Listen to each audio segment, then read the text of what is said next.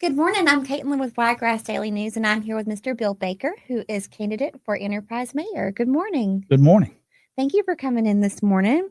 My pleasure. So, first question: what is your vision for Enterprise in the next 5 to 10 years? My vision for Enterprise in the next 5 to 10 years is to grow the area around the new veterans home. There are services that we desperately need in and around that veterans home. The community is growing in that direction, so we need to make sure we have the right infrastructure out there. A lot of the infrastructure is there because of the veterans home already being there. So this is an opportune time to get business out there. The other thing I'd like to see go out there is an over 55 community. Enterprise really, truly, desperately needs an over 55 community. Dothan's done it right. They built 4 and they sold all 4 out before they were ever built. And so that tells us that that's something that we could use in Enterprise as well. Plus, who's going to volunteer more at the veterans home? People over 55 or under 55? So that's the reason why an over 55 community would fit well out there. It would give those residents an opportunity to volunteer at the veterans home and give the veterans home somebody to engage with more their age. What do you see as Enterprise's greatest strengths and challenges? Enterprise's greatest strengths is probably the fact that we have a railway system that comes through our town. We have an airport in our town. We have high-speed roadways, and three hours down the road, we even got a port. And if you want to bring commerce to an area, you've got to have several things. You got to have a port, you got to have an airport, you got to have high-speed roadways, a railway, and high-speed internet. So I would think that's one thing that we probably need to do a little better in Enterprise is beef up that infrastructure for high-speed internet so more high-end businesses that are into AI, chip manufacturing, data processing are willing to come and locate in our city. What strategies will you implement to attract new businesses and create job opportunities? You know, those strategies are fairly simple. If you build the infrastructure, they will come. Sort of the field of dreams type of thing. If you build it, they'll come. Some of the things we've got to finish the Bow-Weevil Circle. We got to finish 4-lane in that all the way around and making sure the infrastructure fits all the way around. So any business that wants to come to Enterprise already has that infrastructure in place and they don't have to wait for it to get there. One of the other things that we could possibly do is build some spec warehouses. Why? Because you can put just about any manufacturing that you want to inside of a warehouse.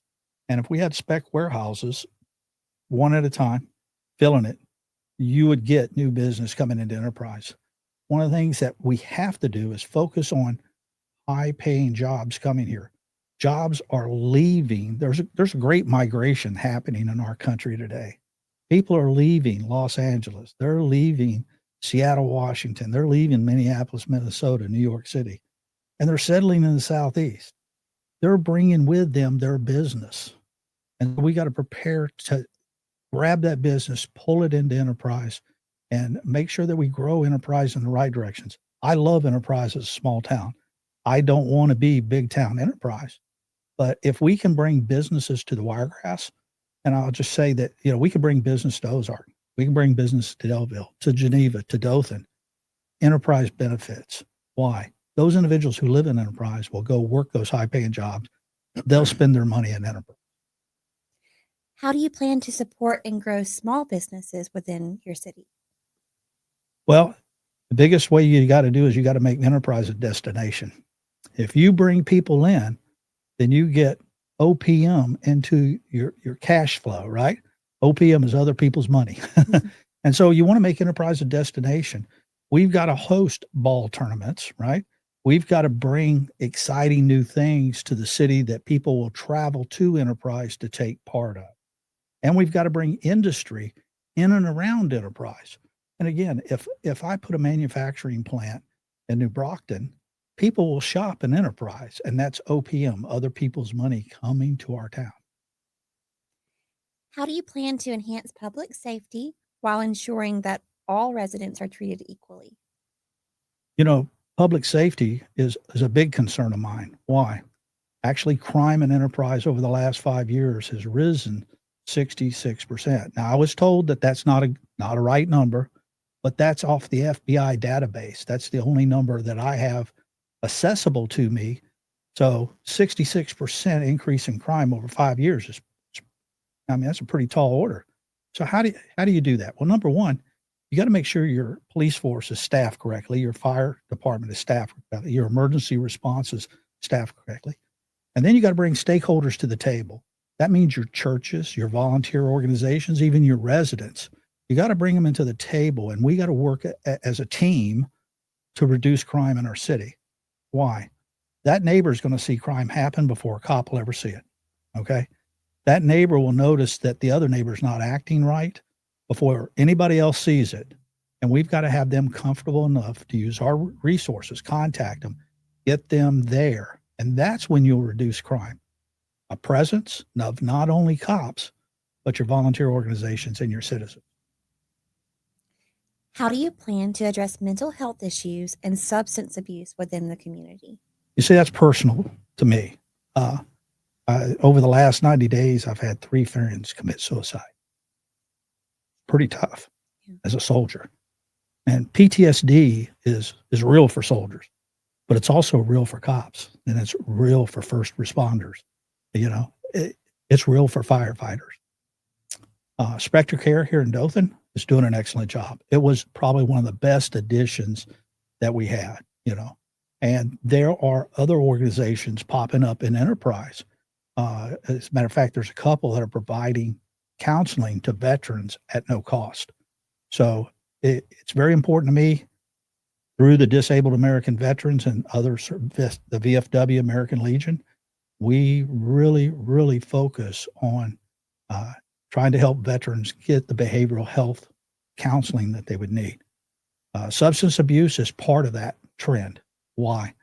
Instead of me going and getting the counseling or getting medications to help me control it, I'll try to medicate myself, which, as we know, it just makes the problem bigger. And so we've got to focus on both sides of the fence, not just one. What is your plan to improve the city's infrastructure, roads, bridges, public transportation? It's key. The last time I ran, this is the second time I'm running. Last time I ran, we were like out of 0 to 10, 10 being the highest, 0 being the lowest. We were like a 1 for our roads. They've paved about 33% of the roads over the last 5 years. We got to get better. And I will just tell you, if the road in front of my house looks terrible, my neighborhood probably looks terrible. But if I've got good roads and good infrastructure in my neighborhood is probably well sustained. So we've got to focus on our infrastructure, not just new infrastructure, but going back and repairing the old infrastructure that exists to keep our communities healthy. How will you address traffic congestion and promote better transportation options for residents? Oh, you're hitting every point that is just dear to my heart. So Enterprise has got a traffic problem. And the current leadership's solution to that traffic problem is put a Starbucks right in the middle of a shopping place. So they just added to that. So how do you do that? As an air traffic controller, I look at traffic patterns just automatically. Just what I did in the Army, it's what I do today. One of the things that we could do is take our access roads, make them one way. So traffic is flowing in the same direction. That cuts down on accidents. The other thing that is in their comprehensive plan that the city did about 2 years ago, but make a bridge from the parking lot of the shopping center over to Walmart, and then the traffic could flow right over to a red light. So you're not pulling out of unlighted areas. Those are the things that we could do to flow traffic better, not reduce traffic. But if we could grow the south side of town, actually focus on businesses coming to the south side of town, you would see less traffic on that side of the Boweevil Circle. So because they would be attracted to those businesses on the south side. What is your plan to increase affordable housing and address homelessness within your community? Homelessness is a problem in the Wiregrass, period. Not just Enterprise, the Wiregrass, period. And we work diligently with veterans as part of the Disabled American Veterans. We have 2 homeless shelters for veterans. One is in Tuskegee, the other one's in Tuscaloosa. And the DAV provides transportation to anyone who wants to go into one of those homes. Those homes are great. They take you in. do an intake with you, and then they teach you how to interview, they get you a job, and they get you back into, society, as a working member of society. So they do great work. One of the things, the disabled American veterans, we have 3 individuals who sit on the Alabama Board of Veterans Affairs. Those 3 individuals are personal friends of mine. So guys talk, you hear things, word gets around. So, have you heard of Tunnel for Towers? I have not. Okay, so Tunnels for Towers is an organization that provides first responders and veterans homes for free that are totally adaptable to their needs. But they put their first homeless shelter for veterans in Orlando. And so the state of Alabama Board of Veterans Affairs are looking at that blueprint and I believe they will get involved with Tunnel for Towers to bring one of those here to the state of Alabama, which will be a wonderful thing for veterans. So what do we do with the other homeless folks? I believe that if we're proactive in how we approach things, we'll be able to sort those who really truly need a hand up and those who just want to be homeless. How will you manage the city's budget to ensure fiscal responsibility while funding essential services? So I believe in strategic plans, and then you can't control your spending unless you know what you're spending it on, and you can't just do it from a hip shot pocket. You can't just put a number on a piece of paper. You got to have a strategic plan. Their comprehensive plan is a good concept, but it's not a strategic plan. A strategic plan has to have what you need. What is my need? I have to have the requirements. What requires that need? Then I have to have a solution and a cost. And then I have to have an analysis of alternatives. Why? Because cost is an independent variable, right? So if you take cost as an independent variable, I might not get you 100% of what you need, but I'll get you 80% because we can afford it in our budget. And that's the way you spend money smartly and effectively. At the end of the year, you have what we call an order of merit list. I've got stacked and packed of things that we need, the most critical at the top, the least critical at the bottom. And we take end of year money and we spend it based on the critical needs we need within our city. The last thing I'd do is I would publish each one of those requirements on our website. Why? The Civitan, Lions Club, you name it. Civic organizations within our city are always looking for a project they can do to help our city. They would take small things off that list and just do them. And so those requirements would be met without having to spend city money. Do you plan to implement any new taxes? I do not. I hate taxes. I believe that if you can increase business within your city, you create new taxes. Okay. I don't have to tax the people. I've watched my water bill go up just like everybody else in enterprise with the annual cost increase. You have to ask, where's the money going? I really do. Where does that money really go? Is it going for recycling? Hey, I would support that, but it's not. They cut out street side pickup or recycling. Now you got to take your recyclables to the recyclable center. You know how much they really get now? Not as much as they did.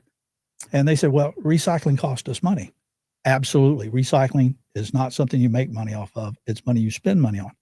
However, when you average the cost of recycling with the cost of a new field plant, dump site, okay, when I have to buy a whole new dump site because you filled the dump site up so quick, all of a sudden recycling doesn't cost that much. So basically by recycling, we're just putting off, moving the cost of a new dump site to the right by years.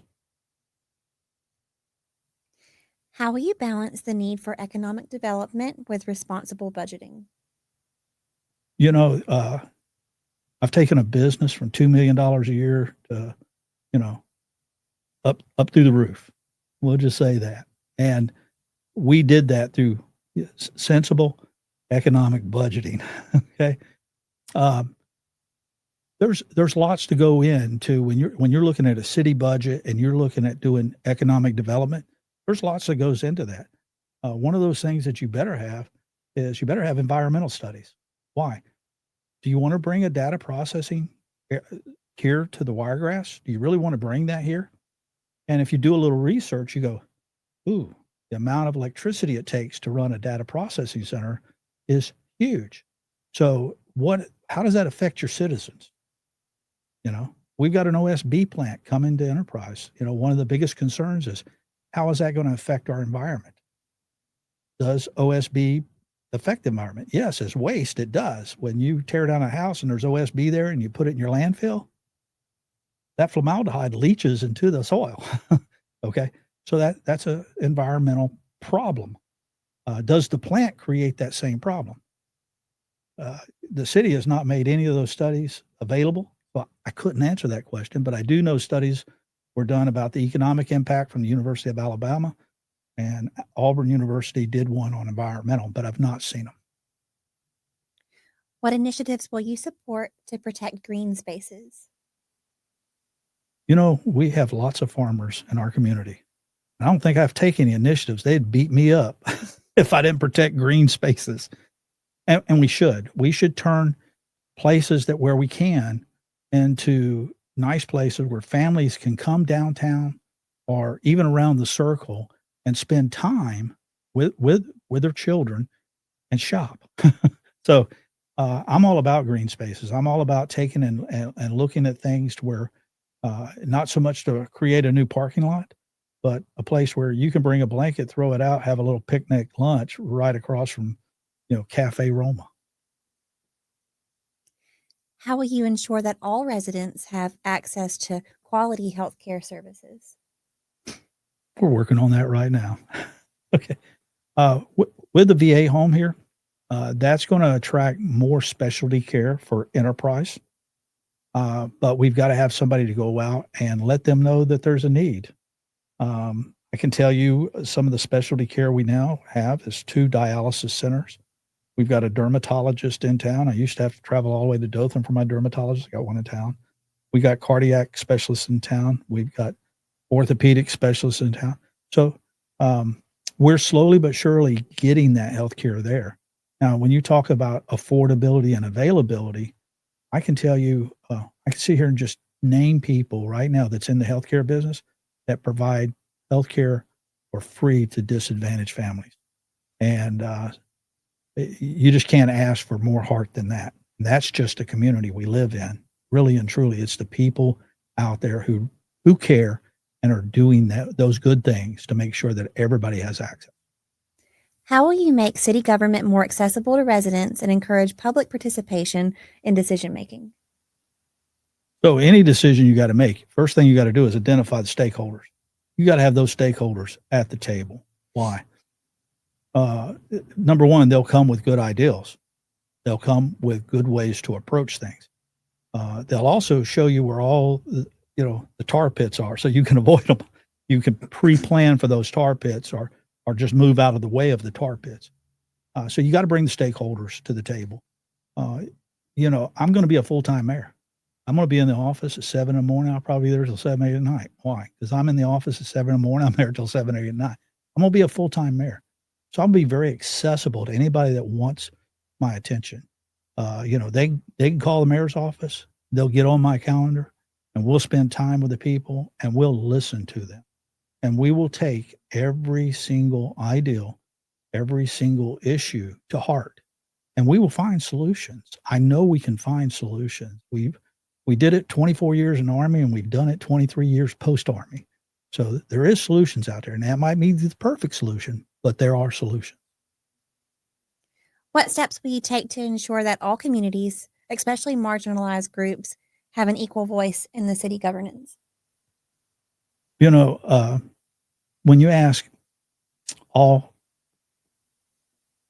that question, it sort of takes you down a path, and that path for me is the Army. We didn't really care. We got the best and the brightest, pulled them into our circle, and then we were successful. And that's what we're going to do in Enterprise. We're not going to care, race, creed, religion. I don't care about anything. I care about what can you bring to the table to make Enterprise successful. And that's what we're going to focus. How will you foster greater community unity and reduce polarization?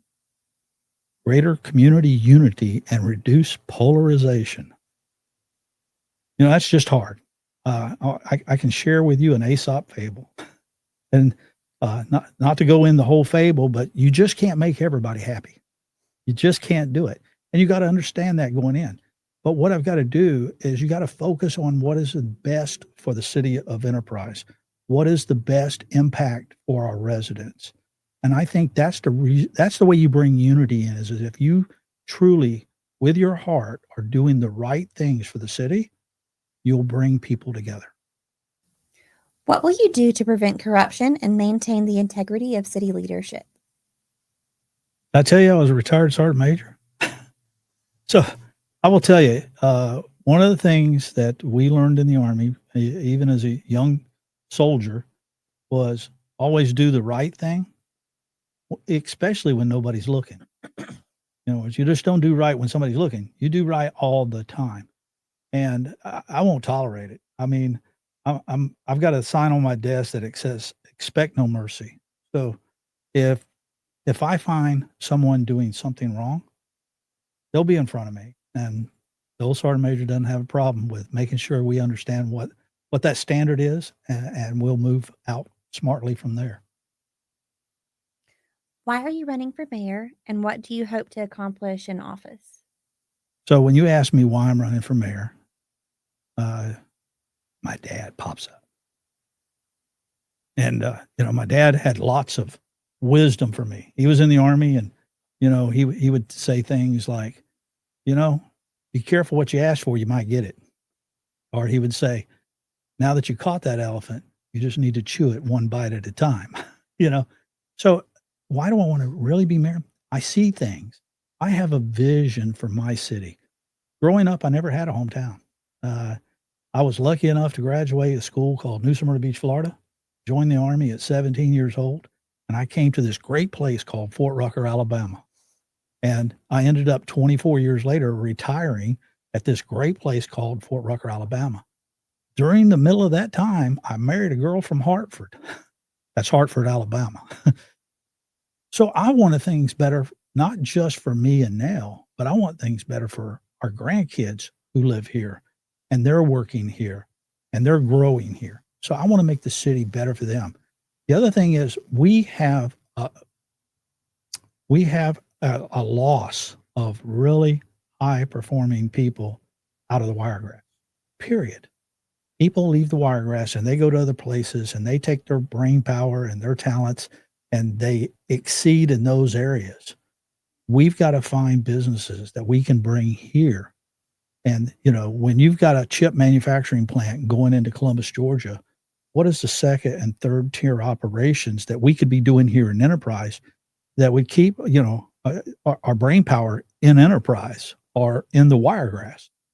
We need to look at those. And that's how you grow your city. You don't grow it by adding really more people, building more houses, building more stores. You build it by making people want to be there, making Enterprise that final destination. And I tell you, the Wiregrass has a lot to offer anybody who wants to settle here. I'm a perfect example of that. I mean, I don't want to live nowhere else. I love the Wiregrass. I love the all the options I have. If anybody says there's nothing to do here, I just want them to come and spend a week with me. Just come and spend a week with me, because there is so much going on within our communities that you just stay busy and you stay focused and you're moving forward. So I guess that's a long way of telling you I want to be mayor because I know I can do this. I bring experience, I bring talents that no one else running has. Why?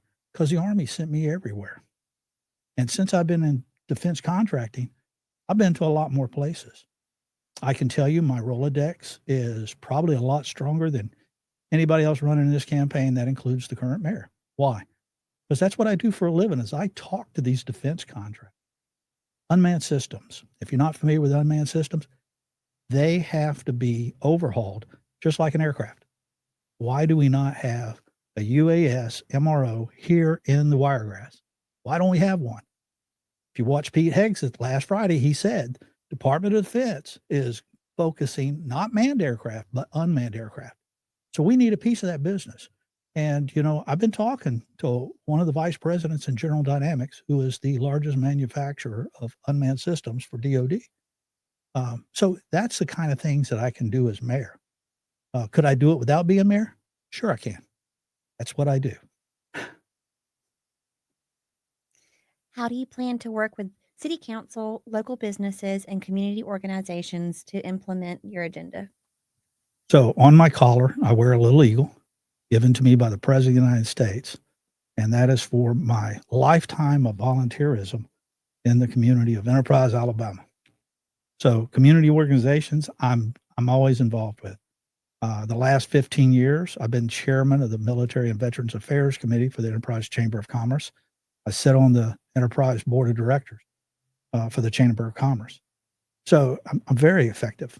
As far as the current leadership within the city, I get along with all of them. I mean, really and truly, I consider all of them friends. And what you got to love is those people who are serving on the city council, they're not there for a paycheck because there ain't no real paycheck. They're there because they love the city. And if they love the city, they're going to do the right things. I believe that in my heart, that they're there for the right reasons. And I won't have any problems working with them.